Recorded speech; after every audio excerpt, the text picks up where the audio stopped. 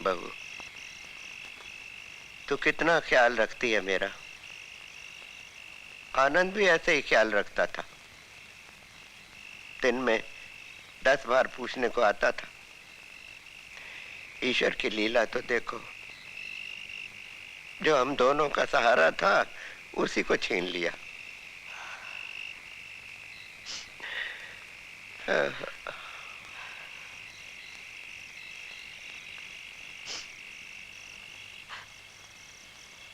अरे तू रो रही है? अरे संघर्ष करने वाले कभी डरते नहीं, स्वीकार करते हैं उसको। जब तक मैं जिंदा हूं ना, तू चिंता मत कर चिंता।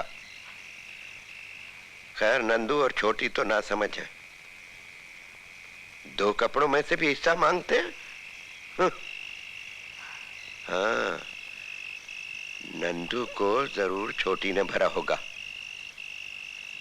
दे दे उनमें से एक साड़ी उसको भी दे दे। हाँ, छोटी को तो सारे कपड़े दिए थे हमने। बोली हम भी नहीं मांगते। सारे कपड़े जला दिए।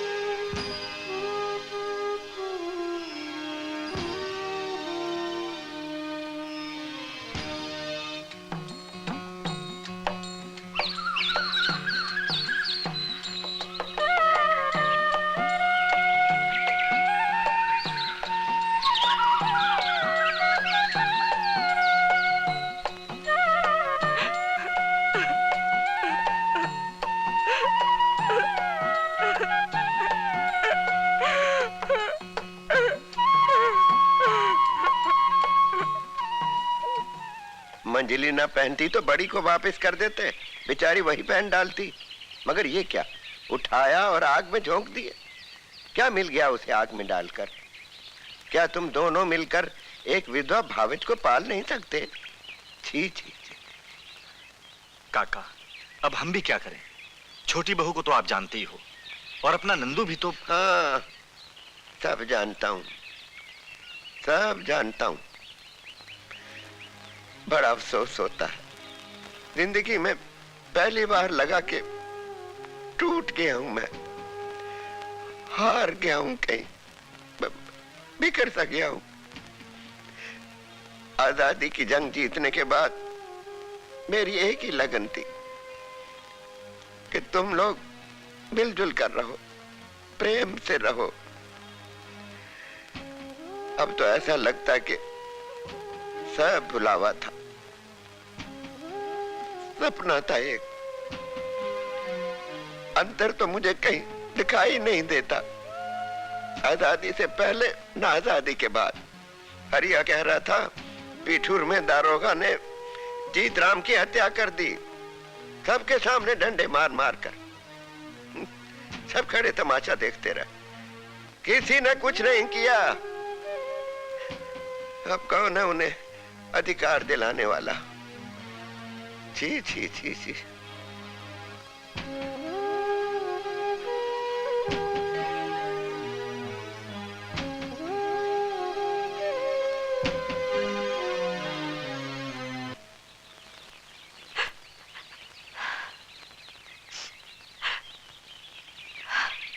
चाची, तू रो रही है? नहीं रामू, तू झूठ बोलती है, मुझे बताना तू क्यों रो रही है? आग जला रही थी, आंखों में आंसू आ गए। तू झूठ बोलती है, मुझे मालूम है छोटी चाची ने तेरे कपड़े जलाए, इसलिए तू रो रही है। लेकिन तू चिंता मत कर, जब मैं बड़ा आऊंगा तेरे लिए खूब साड़ी लेके आऊंगा। छोटी चाची को एक भी नहीं दूंगा। नहीं रामू, मैं तो अपने भाग्य को रो रही हूँ। आज तेरे चाचा जिंदा होते तो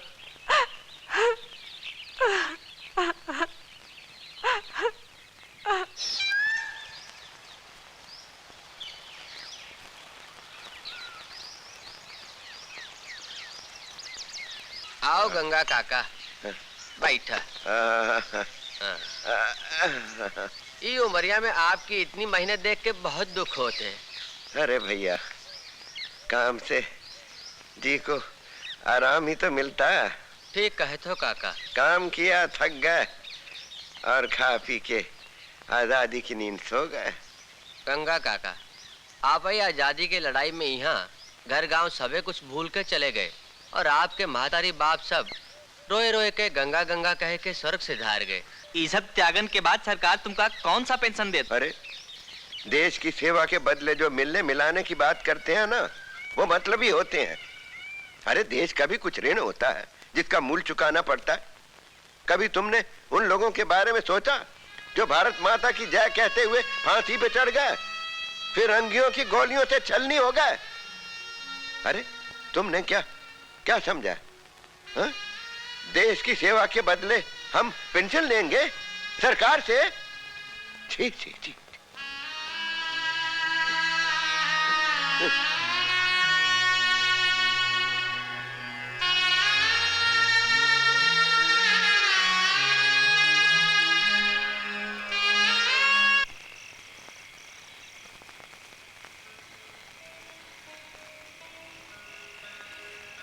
क्या क्या सपने न देखे थे मैंने और पंडित परमानंद जी ने। आजादी मिलेगी तो दूध घी की नदियां बहेंगी, सबको न्याय मिलेगा, हमारा त्याग बेकार नहीं जाएगा। सब राज आया पर सुराज नहीं आया, रामराज नहीं आया, फिरंगी जरूर चलेगा। फिरंगी? काका, ये फिरंगी कैसे होते हैं? वो तो मैंने भी नहीं देखे चंदू। पंडित जी ने कहा फिरंगियों से देश को आजाद कराना है और मैं अपने बिलखते माँ बाप को छोड़कर उनके साथ चल पड़ा। उन्होंने कहा जेल चलो, हम चले गए। उन्होंने कहा सत्याग्रह करो, हमने कर लिया। काका, यहाँ बहुत दर्द होता है क्या? हाँ चंदू, इसी दर्द ने तो उन दिनों की याद जिंदा रख छोड़ी है। 20 साल तक नंगे बदन पर लाठियां झेली, खून बहाया, महीनों सालों जेलों में सड़ते रहे।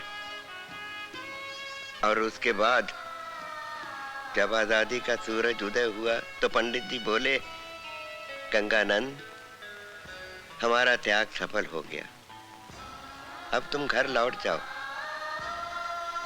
मैंने कहा घर? आप तो कहते थे सारा देश अपना घर है, फिर मैं कहाँ जाऊं?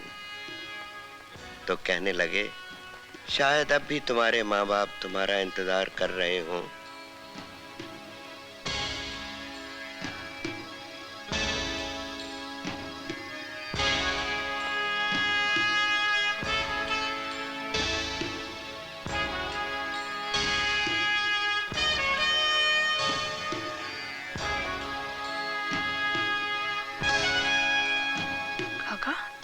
काका, फिर क्या हुआ काका?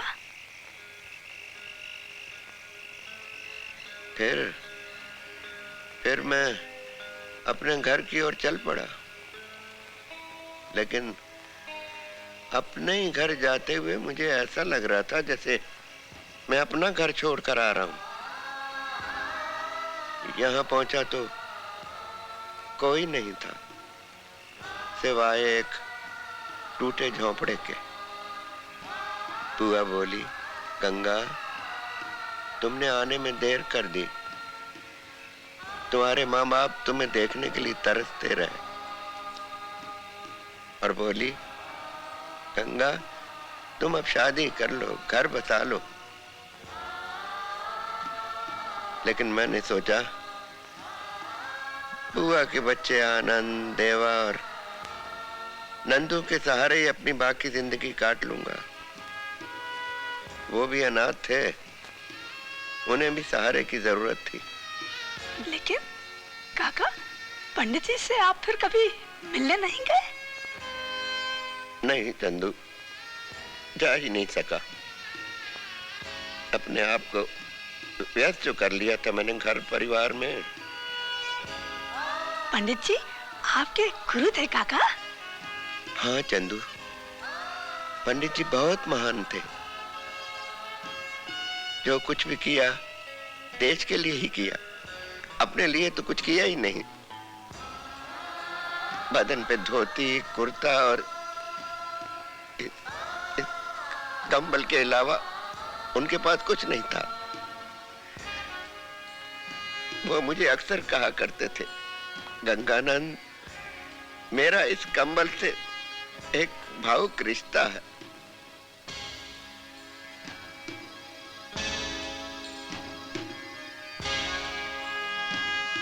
ये कंबल आपको पंडित जी ने दिया था काका? हाँ चंदू, और आते समय कहा था, गंगानंद, मैं तुम्हें कभी कुछ न दे सका, इस कंबल को तुम लेते जाओ और इसे हमेशा अपने पास रखना। ये तुम्हें सच्चाई के लिए, अन्याय के विरुद्ध लड़ने की प्रेरणा देता रहेगा। हाँ चंदू, अब है क्या मेरे पास? उनका दिया हुआ ज्ञान, ये कंबल और उनकी यादें। उन्हें वो अपने अंतिम समय में मुझसे मिलना चाहते थे। शायद कुछ कहना चाहते हो। क्या कहना चाहते थे पता नहीं, पता नहीं क्या कहना चाहते थे।